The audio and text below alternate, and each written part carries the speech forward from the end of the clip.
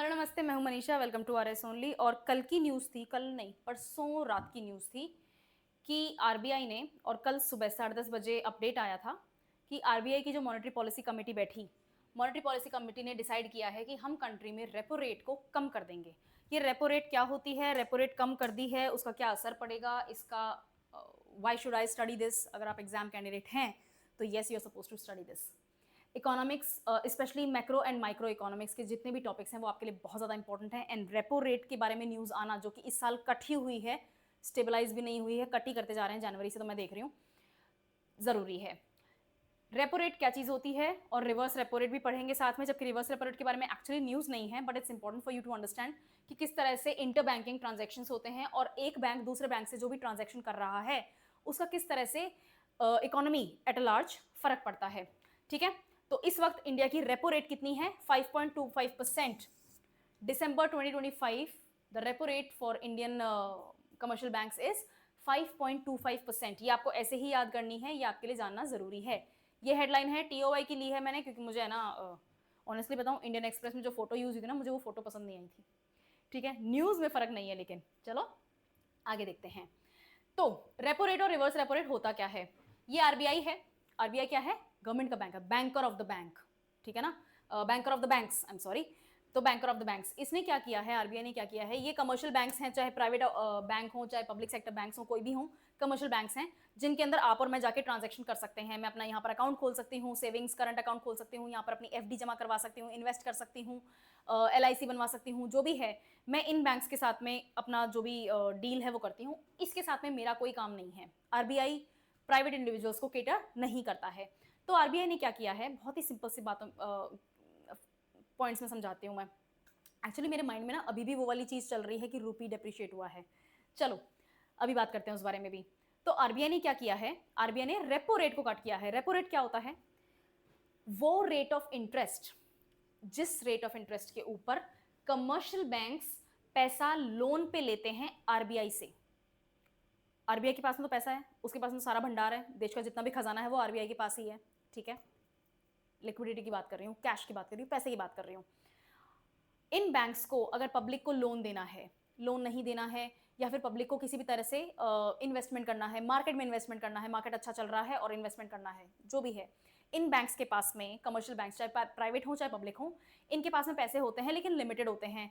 SLR charges होते हैं, ऐसा चार्जेस होते हैं, बहुत सारे चार्जेस होते हैं। सीआरआर एसएलआर मेंटेन करना पड़ता है, मज्यूमिंग की अभी तक वो आप पढ़ चुके हैं, राइट? तो सीआरआर, कैश रिजर्व रेशियो, और स्टैट्यूटरी लिक्विडिटी रेशियो, ये भी अलग अलग मेजर्स होते हैं जिससे आरबीआई जो है वो मार्केट में कितना पैसा घूमना चाहिए उसको कंट्रोल करता है। But that is not the topic of today's discussion, तो उसको अपन वहीं छोड़ देंगे। इन बैंक्स के पास में अपने खजाने में कुछ एक लिमिटेड अमाउंट ऑफ मनी होता है। इनको पब्लिक से ज़्यादा डिमांड आई है कि हमें लोन चाहिए, होम लोन चाहिए, कार लोन चाहिए, एजुकेशन लोन चाहिए, बच्चे को घूमने जाना है, टूरिज्म लोन चाहिए, जो भी चाहिए आपको, राइट, फार्म लोन चाहिए, कुछ भी चाहिए, लोन देना है मुझे पब्लिक को, लेकिन मेरे पास में तो इतना ही पैसा है, तो चलो आरबीआई चलते हैं और मैं आरबीआई से उधार ले आऊंगा। जब आप आरबीआई से उधार लोगे तो आरबीआई कोई इंटरेस्ट चार्ज करेगा, बैंक आपसे भी तो इंटरेस्ट चार्ज करता है, तो आरबीआई भी चार्ज करेगा। जब आरबीआई आपसे चार्ज करता है उसे कहते हैं रेपो रेट। ठीक है ना? तो ये आरबीआई की इंटरेस्ट रेट है कि आप मुझसे पैसा ले जा रहे हो, इतने परसेंट, 5.25% का इंटरेस्ट लूंगा, तब आपको ये पैसा मिलेगा, वरना नहीं मिलेगा। ठीक है, ये होती है रेपो रेट। एग्जैक्टली उल्टा रेपो रेट होता है जब आरबीआई अपना पैसा वापस खींचता है इन बैंक से, क्योंकि मार्केट में आपको लिक्विडिटी कम करनी है, बहुत ज़्यादा इन्फ्लेशन हो गया है, बहुत त्राहिमाम हो गया है, आपको इन्फ्लेशन को कंट्रोल करना है, फिजिकल डेफिसिट को कंट्रोल करना है, तो इसमें क्या करना है, हमें मार्केट में से पैसा कम करना है, पैसा खींच लेंगे अपन मार्केट से, लिक्विडिटी कम करना कहते हैं इसको। जब आरबीआई को ये डिसीजन लेना होता है तो बैंकों के पास में बहुत सारा पैसा पड़ा है, बैंकों को तो लालच आएगा कि भाई बहुत सारा पैसा है, बांटो लोन, देखी जाएगी, तो देखी नहीं जानी है, आरबीआई देख रहा है। तो आरबीआई ने ये बोला कि भाई बहुत ज़्यादा पैसा हो गया है, वापस लाओ अपना पैसा। तो जब आप किसी और से अपना पैसा किसी और से पैसा लोगे तो उनको एक्सचेंज में कुछ ना कुछ आपको अमाउंट देना पड़ेगा कि कल को जब आप मेरे को मेरा पैसा वापस दोगे तो मुझे इस सूद समेत देना।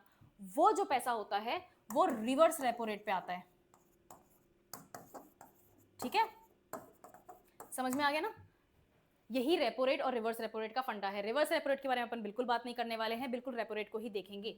इंडिया में इस वक्त कोर हेडलाइन इन्फ्लेशन जो है वो है 2.2% के ऊपर, लेकिन कोर इन्फ्लेशन जो है वो अराउंड ये यहाँ पर 1.5 लिखा हुआ है, ये पिछले हफ्ते का है। इस वक्त 2.2 का इन्फ्लेशन रेट है इंडिया का, कोर हेडलाइन इन्फ्लेशन। लेकिन कोर इन्फ्लेशन जिसमें कंज्यूमर प्राइस इंडेक्स की बास्केट आती है और होलसेल प्राइस इंडेक्स की बास्केट आती है, वो इंडिया में हाई है, 5.5-6% के आसपास है। इसको कंट्रोल करना है ना। तो रिवर्स रेपो रेट को रेपो रेट को डाउन कर दिया। अभी तक तो लॉजिक समझ में आ गया होगा, ईजी भी है, बढ़िया। अब इसमें है ना कुछ गवर्नमेंट ने भी पॉइंट्स रखे थे अपने कि भाई ठीक है, आप आरबीआई को तो मॉनेटरी पॉलिसी को हैंडल करना होता है, बट गवर्नमेंट का भी तो काम है ना फिजिकल पॉलिसी को हैंडल करना, ठीक है। अब अमेरिका ने बहुत ज़्यादा टैरिफ लगा रखा है, दुनिया के आधे से ज़्यादा देश किसी ना किसी डायरेक्टली इनडायरेक्टली किसी ना किसी टाइप की बॉर्डर टेंशन से या फिर वॉर से जूझ रहे हैं, परेशान हो रहे हैं, हाई रेट ऑफ ऑयल हो रखी है, सारी परेशानियां हैं। गवर्नमेंट ने क्या किया, गवर्नमेंट ने दिवाली से कुछ टाइम पहले गुड्स एंड सर्विसेज टैक्स का जो रेजीम है उसके अंदर रिलैक्सेशन कर दिया था, राइट। मैंने खुद ने कवर किया था, बहुत डिटेल में वीडियो है, एक एक सामान किस नई रेट के स्लैब में है मैंने एक्सप्लेन किया था। तो जब आपने जीएसटी रिफॉर्म्स किए और अपने सामान को टेक्निकली सस्ता कर दिया कुछ चीज़ों को, और अपने अपने जीएसटी को क्या कहते हैं सिंप्लीफाई कर दिया, अब कितनी है 5, 12 और 40 सिन गुड्स, राइट। तो आपने ये सब कर दिया है, बढ़िया है।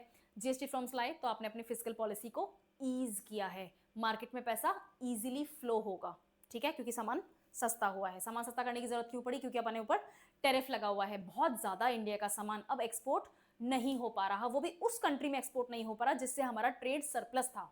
हम खरीदते कम थे, बेचते ज़्यादा थे अमेरिका को, आज भी वही हो रहा है वैसे तो, लेकिन ट्रेड सरप्लस को अपन को बैलेंस करना पड़ रहा है। उसके अलावा जो भी रूपी और डॉलर में आपको वॉलेटाइल फ्लक्चुएशंस देखने को मिल रहे हैं, उसको भी थोड़ा सा ईज करने की जरूरत है। रूपी दिन पर दिन फॉल करता जा रहा है।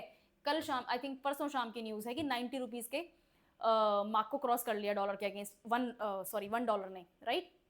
तो अगर इतना ज़्यादा रूपी डेप्रिशिएट होगा तो भी अपन के मार्केट में नुकसान है, इन्फ्लेशन बढ़ने का खतरा रहता है, ठीक है। इन्फ्लेशन सर्ज आता है तो आपका जीएसटी रिफॉर्म्स का कुछ फायदा होगा नहीं। अगर इन्फ्लेशन सर्ज आएगा, जीएसटी रिफॉर्म्स का फायदा होगा नहीं, तो अगले साल इलेक्शंस हैं, कैसे जीतोगे, ठीक है, ओके। तो ये चीज़ भी प्रॉब्लमेटिक है। और यहाँ पर मैंने ऑयल वाला लगाया है, ये ऑयल के पीछे रीज़न इतना ही है कि जब तक रशिया यूक्रेन मिलिट्री ऑपरेशन चलता है, जब तक इसराइल गाजा भिड़ रहे हैं, जब तक वेनेजुएला के ऊपर खतरे की घंटी बज रही है, जब तक ईरान के ऊपर आप सैंक्शंस लगा के रखोगे, तो मार्केट से ऑयल अपने आप रेयर हो जाएगा। अगर ऑयल रेयर रहेगा, और ऑयल के बिना इकोनॉमीज रन नहीं करती हैं, which is very sad, we don't want that. हमारे एनडीसीज भी यही कहते हैं कि हमें कन्वेंशनल सोर्सेज ऑफ एनर्जी को हटाना है और रिन्यूएबल सोर्सेज क्लीन एनर्जी के ऊपर जाना है। लेकिन फिर भी हमारा बहुत सारा इकोनॉमी का पोर्शन, बहुत सारी हमारी एनर्जी नीड्स जो हैं वो ऑयल से ही आ रही हैं। तो ऑयल के ऊपर डिपेंडेंस है, और ऑयल बहुत ज़्यादा वॉलेटाइल है, बहुत कॉस्टली है। तो ये सारी प्रॉब्लम इंडिया को बैलेंस करनी पड़ रही है। आई एम अज्यूमिंग कि आपको अभी तक रेपो रेट समझ में आ गई है, रेपो रेट क्या चीज़ होती है, रिवर्स रेपो रेट क्या चीज़ होती है, और उसके अलावा अपन को ये समझ में आ गया है कि क्या क्या कारण हैं जिनके कारण अपन को रेपो रेट वाले डिसीजंस को लेना पड़ रहा है। फिर ये इस साल की सबसे बड़ी खबर यही थी। इस साल के बजट में क्या था, अगर आपकी सालाना इनकम 12 लाख रुपए है तो आपके ऊपर 0% इनकम टैक्स लगेगा। नए स्लैब्स आ गए थे, 12 लाख तक अब आपके ऊपर कोई इनकम टैक्स नहीं है, यानी कि महीने की लाख रुपए इनकम सारी की सारी आपके पास, ठीक है, नो इनकम टैक्स। और बहुत सारे इनकम टैक्स और भी लॉज वगैरह को रिलैक्स किया गया था, चेंज किया गया था, फॉर द सेम रीज़न, क्योंकि हमें दिख गया था गड़बड़ होने वाली है ना। क्यों, क्योंकि जनवरी से ही स्टेटमेंट्स आ गए थे ऐसे, मैं इस कंट्री को नहीं छोड़ूंगा, मैं इस कंट्री के साथ में ये कर दूंगा, मैं वो कर दूंगा, है ना। ओके, नेक्स्ट ट्रेड डेफिसिट का मैंने यहाँ पे लिखा हुआ है। इंडिया का ट्रेड डेफिसिट जो है वो पिछले कुछ सालों से कम हो रहा है, मतलब जिस अपवर्ड ट्रेजेक्ट्री, जिस स्पीड से वो ग्राफ चढ़ रहा था, उस स्पीड में थोड़ी देरी आई, थोड़ी सी थमावट आई है। ऐसा नहीं है कि ट्रेड डेफिसिट नहीं हो रहा है, ट्रेड डेफिसिट अभी भी है, उतना ही है। इनफैक्ट अगर आप ईयर ऑन ईयर देखोगे तो थोड़ा थोड़ा बढ़ ही रहा है। बट फॉरेन एक्सचेंज में हमने अच्छा खासा जंप देखा था। इस वक्त इसमें 695.10 बिलियन डॉलर्स है, ये अगस्त का डेटा है। इस वक्त नवंबर का जो डेटा है उसके अकॉर्डिंग 682 बिलियन यूएस डॉलर्स अपना ट्रेड फॉरेन एक्सचेंज है, which is still healthy, quite healthy. हमने आई थिंक 700 बिलियन डॉलर्स का मार्क ब्रीच करा था अभी कुछ साल पहले, 1-2 साल पहले की बात है, न्यूज़ में आया था। बट अब इससे फ़ायदा क्या होता है, हमारे पास में डॉलर्स हैं, राइट। रूपी डेप्रिशिएट हो गया, इट्स वेरी सैड। हमारा जो इन्फ्लेशन है वो भी ज़्यादा नहीं हो रहा है, वेरी सैड। रेपो रेट भी कट करनी पड़ रही है, लिक्विडिटी अपन को कंट्रोल करनी है, सब कुछ एक जगह है।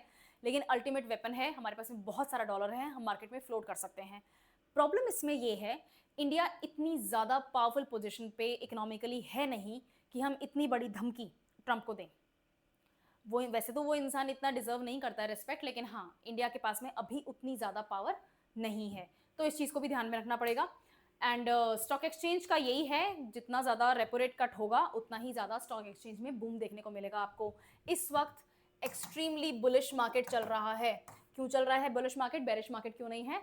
क्योंकि हमने अपनी रेपो रेट को कट किया है, यानी कि बैंक्स के पास में ज़्यादा पैसा होगा, बैंक्स के पास में ज़्यादा पैसा होगा, ज़्यादा लोग लोन ले सकेंगे, ज़्यादा लोगों को लोन दिया जाएगा। जितने ज़्यादा लोग लोन लेंगे, जितना ज़्यादा पैसा विड्रॉ करेंगे, उतनी ही ज़्यादा सेल होगी, कंजम्पशन इकोनॉमी को बूस्ट मिलेगा और कंपनीज को उतना ही ज़्यादा सामान बेचने का मौका मिलेगा, कंपनीज को उतना ही ज़्यादा प्रॉफिट दिखाने का मौका मिलेगा, उतना ही ज़्यादा उनकी क्या कहते हैं बेनिफिट्स मिलेंगे। जितना ज़्यादा कंपनीज को प्रॉफिट होता है उतनी ही ज़्यादा उनकी शेयर प्राइस बढ़ती है, स्टॉक एक्सचेंज आपका राइज करता है। ठीक है, मेरी तरफ से आज की यही न्यूज़ है। रेपो रेट कट हुई और रुपये का डेप्रिसिएशन, ये दोनों आपके लिए एग्जाम पॉइंट ऑफ व्यू से बहुत ज़्यादा ज़रूरी हैं। बेसिक डेफिनेशन एंड नंबर्स, जो करंट अफेयर्स का पार्ट होता है, आपके नंबर्स क्या आ रहे हैं वो इंपॉर्टेंट है, इसका अच्छे से नोट्स बनाना ये बहुत ज़रूरी है। ठीक है, I will see you some time else, thank you.